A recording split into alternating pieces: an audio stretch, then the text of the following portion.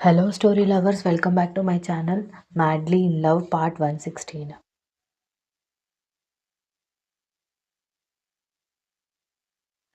Baby baby అని విరాట్ అరుస్తున్నా కూడా వినిపించుకోకుండా దీక్షిత లోపలికి వెళ్ళి డోర్ లోపల నుంచి లాక్ చేసుకోవడంతో విరాట్ ఫ్రస్ట్రేషన్ కొద్దీ కోపంగా అసహనంగా అటు ఇటు తిరుగుతున్నా అతని దగ్గరకు వచ్చి, సార్, మీ పెళ్ళప్పుడు దక్ష మేడం ఇంట్లో ఉండడం నేను చూశాను కదా. తను కావాలని ఎవరిని బాధ పెట్టేది కాదు.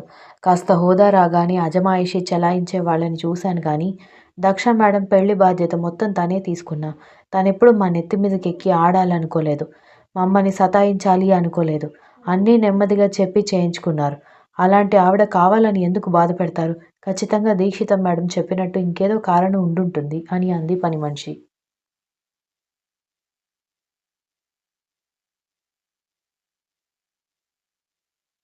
ఓహో! ఉన్న కొన్ని రోజుల్లోనే మిమ్మల్ని కూడా పడేసిందా? అని విరాట్ వెటకారంగా అంటుంటే, లేదు సార్. అక్క చెప్పింది నిజమే. మేమందరం చూసాం కదా! చాలా సున్నితమైన మనసు ఆవిడది. పొరపాటున కూడా విసుక్కోవడమే చూడలేదు. అలాంటి మనిషి అంత ప్రేమించే వ్యక్తిని, ఇంత ప్రేమించే అక్కని వదిలేసి దూరంగా వెళ్ళిపోయిందంటే పాపం తనకెంత పెద్ద సమస్య ఉందో కూడా మనం ఆలోచించాలి కదా! మనం ఎంతసేపు మన ఎదురుగా బాధపడే వాళ్ళ గురించి ఆలోచిస్తున్నాం కానీ, ఇంతమందిని బాధపెట్టి వెళ్ళడానికి తనెంత బాధపడిందో కూడా ఆలోచించాలి కదా! అని ఇంకొక పనిమనిషి చెప్పడంతో విరాట్ అసహనంగా చూశాడు.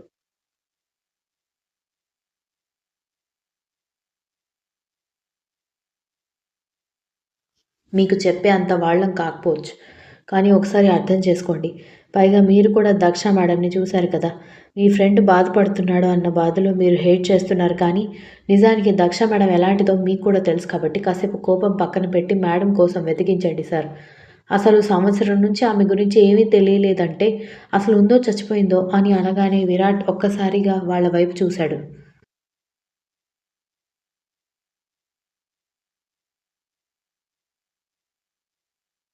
అవును సార్. కర్ణ సార్ అంటే పిచ్చెక్కిపోయే జనాలని నేను చూశాను. ఎవరి దాకో ఎందుకు, నేను పనిచేసే చాలామంది డబ్బున్న వాళ్ళ ఇళ్లల్లో కూడా కర్ణ సార్ ఫోటోలు పెట్టుకుని పిచ్చి పిచ్చిగా ప్రేమించే వాళ్ళని చూశాను. అలాంటి ఆయన స్వయంగా ప్రేమించి ఇంట్లో తెచ్చిపెట్టుకొని పెళ్లి చేసుకోవాలనుకునే సమయానికి దక్ష మేడం బంగారు పూలతో పూజ చేసిన దొరకని మనిషిని వదిలేసుకొని పోయిందంటే ఏదో పెద్ద కారణం లేకుండా ఉండే ఉందంటారా? చూస్తూ చూస్తూ అదృష్టాన్ని కాళ్ళదన్నుకున్నారు అంటే అంతకంటే బాధించేది వాళ్ళకి ఇంకేదో ఉంది అని అనగానే విరాట్ ఆలోచనలో పడ్డాడు.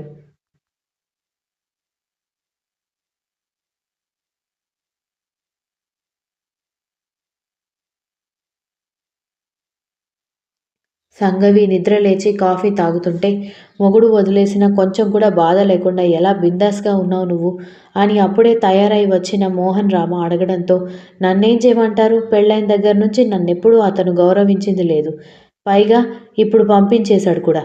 ఇంకా అతని గురించి ఆలోచిస్తూ బాధపడమంటారా? అని అడిగింది.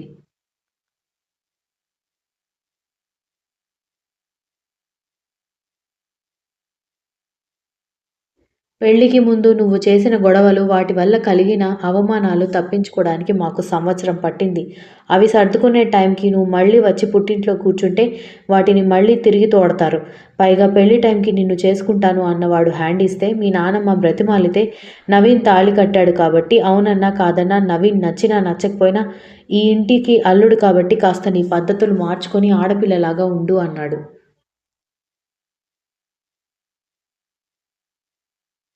మీరేం చెప్పాలనుకుంటున్నారు డాడీ అని సంఘవి సీరియస్గా అడుగుతుంటే, పార్టీలు ఫ్రెండ్స్ అంటూ తిరగడం మానేసి పద్ధతిగా చీర కట్టుకొని మీ అత్తగారికి సహాయం చేస్తూ ఇంట్లో ఉండు అంటున్నాను అని మోహన్ రామ కోపంగా చెప్పడంతో, అదంతా నా వల్ల కాదు. అయినా ఆ చిన్న ఇంట్లో నేను అస్సలు అడ్జస్ట్ అవ్వలేకపోతున్నాను. మన ఇంటికి రమ్మంటే రావట్లేదు. మీరు పెద్ద ఇల్లు ఇవ్వమంటే ఇవ్వట్లేదు. ఆ ఇంట్లో పగలంతా ఉండలేక ఆ చిరాకు తప్పించుకోవడానికి నేను ఫ్రెండ్స్తో తిరుగుతున్నాను అంది.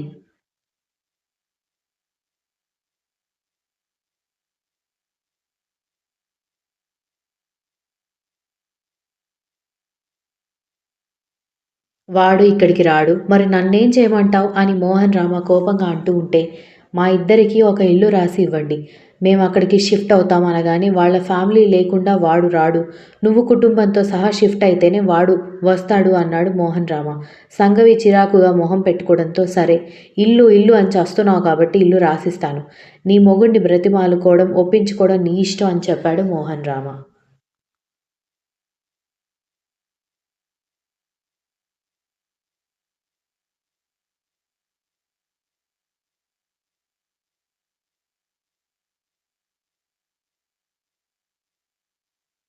ఆ రోజు రాత్రి భోజనం చేస్తూ ఉండగా గర్ల్‌ఫ్రెండ్ వదిలేసి వెళ్ళిపోయిన తర్వాత అంచెలంచెలుగా ఇంకా కోట్ల ఆస్తులు కూడబెడుతున్న ప్రముఖ మాజీ వాలీబాల్ ప్లేయర్ కరుణ వసుసేన. ఆమె ఐరన్ లెగ్ కాబట్టి ఆమె వెళ్ళిపోయాక వేల కోట్ల ఆస్తులకి లక్ష కోట్ల ఆస్తులు పెరిగాయని నెటిజన్స్ మాట్లాడుకుంటున్నారు. కాగా ఒకప్పుడు ఆయన గర్ల్‌ఫ్రెండ్ కొన్ని పిక్చర్స్ పోస్ట్ చేసి అప్పట్లో సంచలనం సృష్టించింది. అయితే ఇప్పుడు ఆ అకౌంట్ డిజేబుల్ అయింది. ఆమెని ఎంతో అపురూపంగా ఇంటికి సైతం తెచ్చిపెట్టుకున్న కరుణ గారు ఇప్పుడు నెటిజన్స్ ఒపీనియన్స్‌కి ఎలాంటి స్పందన ఇవ్వకపోవడం గమనార్హం. అంటూ రకరకాల కరుణ ఫోటోస్ వేసి మరీ సెలబ్రిటీ న్యూస్ వస్తూ ఉంటే దక్ష భోజనం చేయలేక వెళ్ళిపోయింది. కానీ అదేదీ గమనించకుండా పునీత్, వసుంధర భోజనం చేశారు.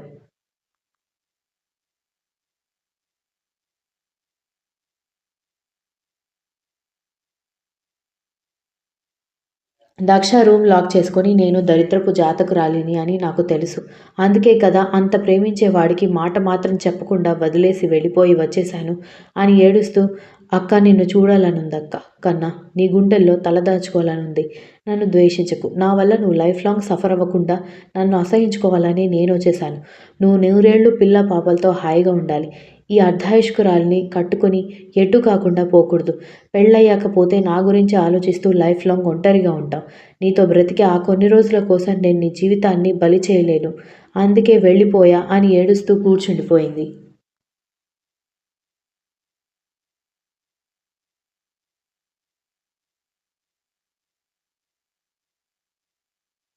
ఇంతలో దక్ష మొబైల్ రింగ్ అయ్యేసరికి కళ్ళలో నీళ్లు తుడుచుకుని ఫోన్ లిఫ్ట్ చేసింది. మొన్న కర్ణగారి కంపెనీ ఇనాగరేషన్ గురించి కాస్త అటూ ఇటూగా ఉన్నావు కదా దక్ష. ఏం డిసైడ్ చేసుకున్నావు? ఆ రోజు నువ్వు మాట్లాడిన మాటలు చూసి నీకు ఇంట్రెస్ట్ లేదేమోనని బాస్తో మాట్లాడాను కానీ ఆయన వినిపించుకోవడానికి సిద్ధంగా లేడు. ఎలాగైనా నువ్వు అది చేసి తీరాలి అంటున్నాడు అని మేనేజర్ చెప్పడంతో తప్పేదేముంది నేనే చేస్తాను అని చెప్పడంతో గుడ్ అని చెప్పి కాల్ కట్ చేశాడు మేనేజర్.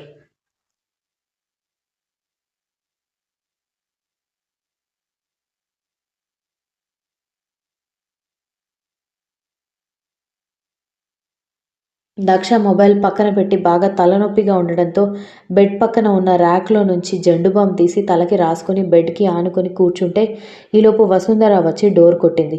డోర్ ఓపెన్ చేయగానే పాల గ్లాస్తో నిలబడిన వసుంధర వైపు చూసి సాయంత్రమే కాఫీ ఇచ్చావు కదా అత్తయ్య, మళ్ళీ ఎందుకు పాలు? అయినా ఇంట్లో ఉన్న పాలన్నీ నాకే ఇచ్చేస్తే మీరేం తాగుతారు? నాకేం అవసరం లేదు. ఇద్దరిలో మీరే ఎవరో ఒకరు తాగి పడుకోండి అని చెప్పింది దక్ష.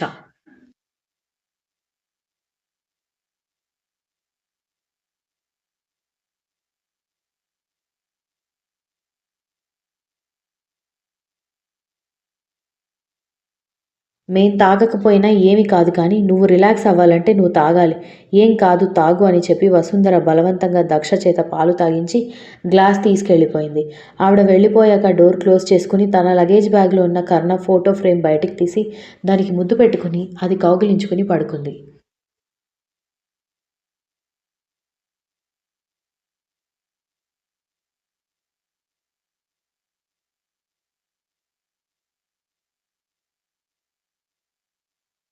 దీక్షిత రాత్రి అవుతున్నా కూడా డోర్ ఓపెన్ చేయకపోవడంతో విరాట్ డోర్ కొట్టి బేబీ ఐఎమ్ వెరీ సారీ. నీకు తెలుసు కదా నువ్వంటే నాకెంతిష్టమో. సారీ నేను ఒప్పుకుంటున్నాను. నీకు అబద్ధం చెప్పడం తప్పే. ఇకపైన నేను దక్ష కోసం జెన్యూన్గా వెతికిస్తాను.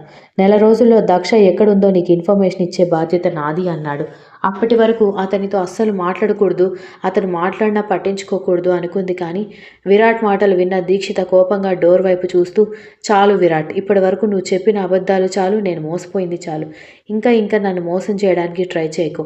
నీ మీద నాకున్న కొంచెం రెస్పెక్ట్ కూడా పోతుంది అని అంది.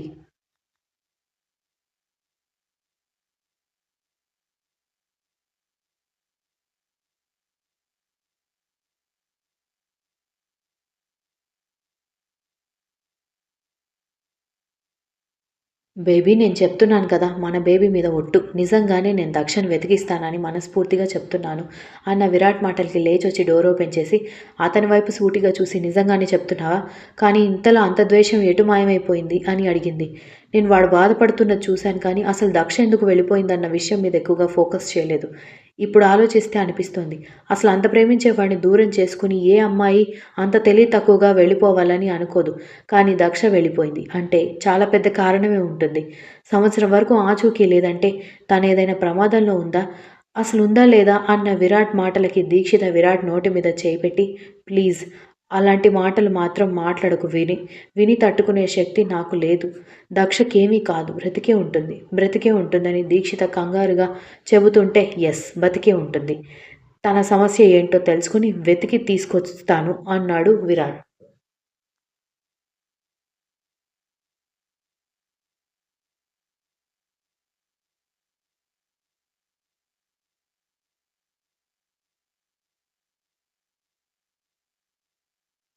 ఈసారి నువ్వు మోసం చేస్తే మాత్రం దక్ష వెళ్ళిపోయినట్టే నేను వెళ్ళిపోతాను విరాట్ అని చెప్పడంతో దీక్షిత అని షాక్ అయ్యాడు.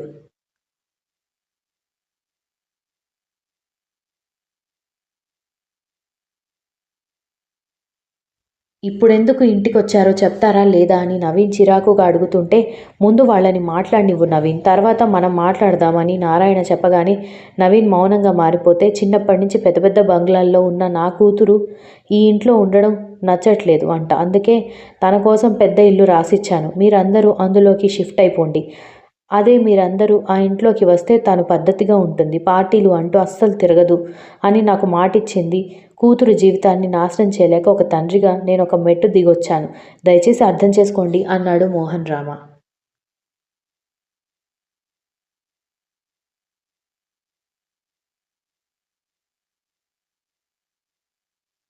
ఓహో! ఇప్పుడు మీ స్టేటస్ పొగరు చూపిస్తున్నారా అన్నాడు నవీన్. నవీన్ మాటలకి సంఘవి, మోహన్ రామ ఒకరి మొహం ఒకరు చూసుకుంటూ ఉంటే, నారాయణ కల్పించుకొని వాళ్ళ ఉద్దేశం అది కాదు. డబ్బులో పుట్టి పెరిగిన అమ్మాయికి ఇంత చిన్న ఇంట్లో ఉండడం సమస్యగానే ఉంటుంది కదా నవీన్. నువ్వు కూడా అర్థం చేసుకో అన్నాడు.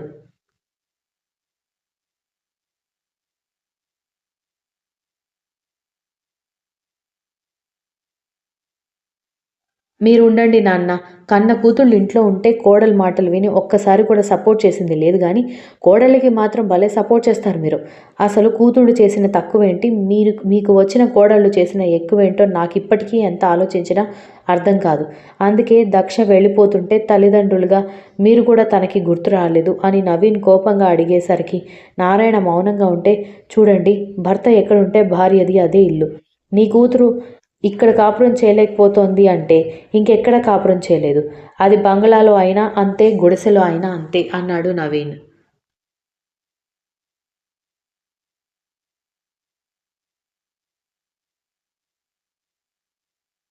శాంభవి, మోహన్ రామ ఏదో మాట్లాడబోతూ ఉంటే వాళ్ళని మాట్లాడొద్దు అన్నట్టుగా చెయ్యి అడ్డుపెట్టి, ఒకప్పుడు మీ ఇంటి పరువు తీశానని కనపడితే నా మీద దుమ్మెత్తి పోసింది మీరే.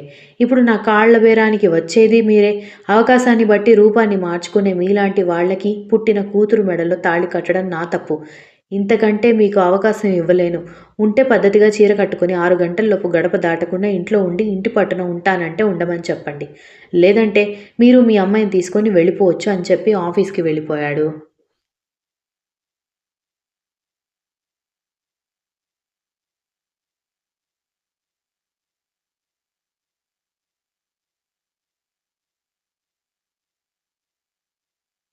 దక్ష ఆఫీస్‌కి రాగానే ఇనాగరేషన్ రేపటి నుంచి 3 రోజులు జరుగుతుంది. దానికి సంబంధించి డెకరేషన్, క్యాటరింగ్ ఇవన్నీ ఈ రోజు నుంచే స్టార్ట్ చేయమని ఆర్డర్స్ వచ్చాయి. ఇప్పుడే వర్కర్స్‌ని తీసుకొని ఆ కంపెనీ దగ్గరికి బయలుదేరు దక్ష అని మేనేజర్ చెప్పడంతో ఒక్కసారిగా గుండె వేగం ఆగి కొట్టుకోవడంతో దక్ష చేతులు నలుపుకుంటూ ఉంటే, ఏమైంది దక్ష అన్నాడు మేనేజర్.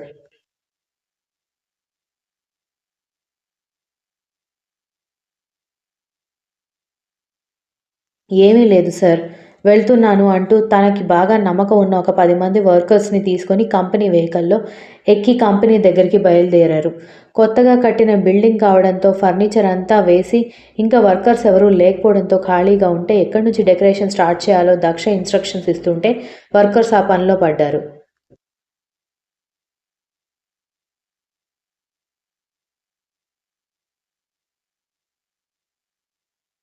ఆల్రెడీ బయట హోర్డింగ్స్ పెట్టడంతో కర్ణ రూపాన్ని చూస్తూ కాసేపు లోకాన్ని మరచింది.